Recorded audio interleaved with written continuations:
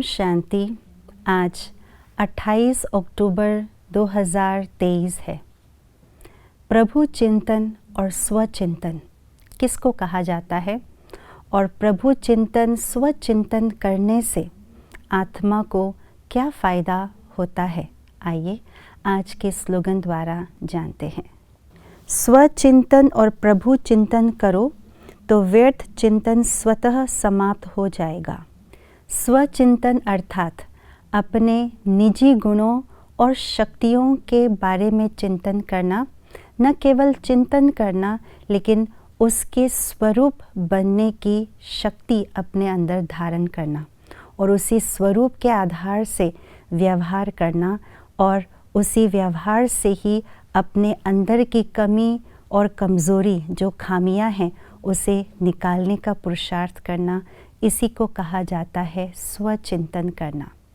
ऐसे ही प्रभु चिंतन करना अर्थात प्रभु के बारे में सोचना, उनकी महिमा क्या है, उनकी सारी शक्तियाँ, विशेषता, गुण क्या है, उनका चिंतन करना और यही निश्चय मन के अंदर बिठाना कि जो और जैसे परमात्मा की गुण और शक्तियाँ हैं वही मुझ आत्मा के अंदर भी है, क्योंकि मैं परमात्मा की संतान हूँ। जब प्रभु चिंतन और स्वचिंतन हम निरंतर करते हैं तो हमारे अंदर, मन के अंदर, बुद्धि के अंदर समर्थि आती है ज्ञान रत्नों की चिंतन करने की। ज्ञान रत्नों का चिंतन करना अर्थात शुभ चिंतन करना।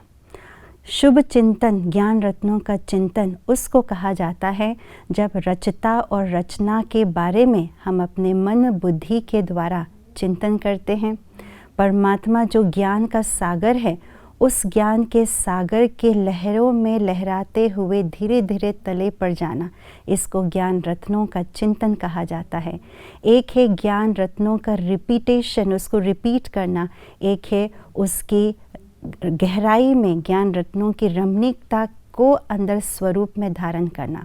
जितना जितना हम ज्ञान रत्नों का शुभ चिंतन करते जाते हैं उतना उतना अंदर से व्यर्थ नकारात्मकता और बाहर की जो बाहिर्मुखता है, जो मन और बुद्धि को स्थूल बना देते हैं, मोटी बुद्धि बना देते हैं, वो समाप्त होती जाती हैं।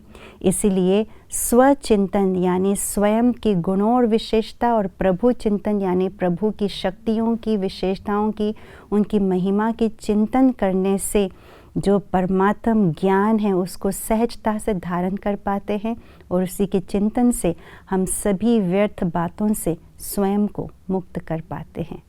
ओम शांति।